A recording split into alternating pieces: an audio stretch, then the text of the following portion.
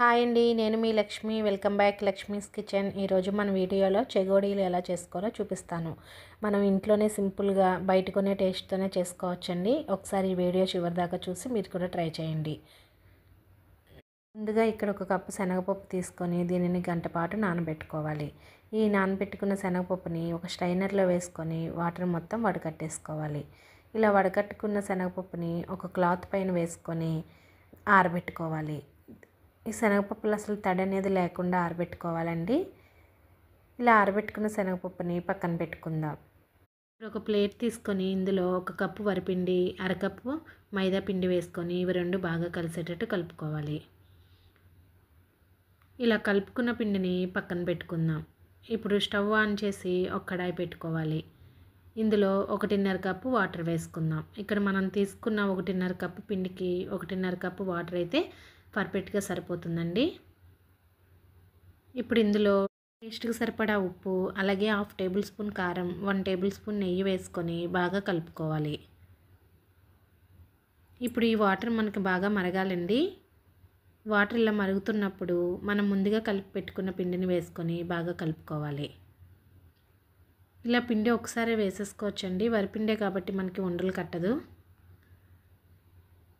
ఈ పిండి మొత్తం వాటర్లో బాగా కలిసేటట్టు 1 నిమిషం పాటు బాగా కలుపుకుందాం.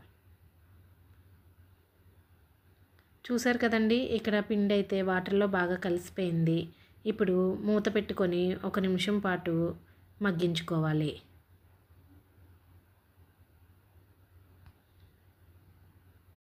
ఇక్కడ మనకి పిండి అయితే రెడీ అయిపోయిందండి. దీనిని 1 నిమిషం పాటు బాగా కలుపుకొని ఇక స్టవ్ ఆఫ్ చేసేసుకోవాలి. ఇప్పుడు మూత పెట్టుకొని 1 నిమిషం పాటు అలా వదిలేయాలి. చూసారు కదండి, పిండి అయితే ఇంకొంచెం బాగా ఉక్కిందండి. ఇప్పుడు దీనిని ప్లేట్లో వేసుకొని చల్లారబెట్టుకుందాం. పిండి మరీ అంత చల్లారకూడదండి. కొంచెం గోరువెచ్చగా ఉన్నప్పుడే చేతికి తడి కానీ ఆయిల్ కానీ అప్లై చేసుకుంటూ పిండిని బాగా ఫ్రెష్ చేసుకొని ముద్ద కింద చేసుకోవాలి. వీడియోలో చూపిస్తున్నట్టు పిండిని ఇలా సాఫ్ట్గా కలుపుకోవాలండి. ఇలా కలుపుకున్న పిండిని ఇప్పుడు దీనిపైన ఒక తడి క్లాత్ వేసుకొని పిండి ఆరిపోకుండా పక్కన పెట్టుకుందాం. ఇప్పుడు ఒక చిన్న బాల్ చేసుకొని వీడియోలో చూపిస్తున్నట్టు ఇలా పొడవుగా ఒత్తుకొని మనం ముందుగా నానబెట్టుకున్న శనగపప్పులో కూడా ఇలా జస్ట్ ఫ్రెష్ చేసుకుంటూ దీనిని ఇప్పుడు చెకోడీ షేప్లో చేసుకోవాలి. ఇక్కడ మీకు ఏ సైజు కావాలో ఆ సైజు చేసుకోవచ్చండి. ఇక్కడ నేను పెద్ద సైజు అలాగే మీడియం సైజు కూడా చేసుకున్నాను.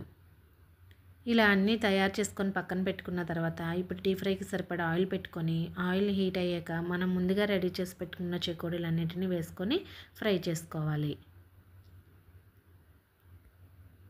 వీటిని రెండు పక్కలా తిప్పుకుంటూ గోల్డెన్ కలర్ వచ్చే వరకు వేయించుకోవాలి. చూసారు కదండి, ఇలా మంట లో ఫ్లేమ్లో పెట్టుకొని ఫ్రై చేసుకుంటే చెకోడీలు అయితే క్రిస్పీగా వేగుతాయండి. ఇలా గోల్డెన్ కలర్ వచ్చిన తర్వాత వీటిని ఒక ప్లేట్లోకి తీసేసుకోవాలి.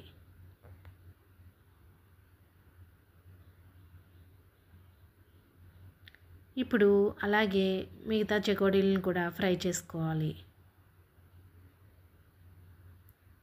చూసారు కదండి, ఎంత సింపుల్గా ఇదే క్వాంటిటీలో మనం ఎన్ని కేజీలైనా కూడా చేసుకోవచ్చు.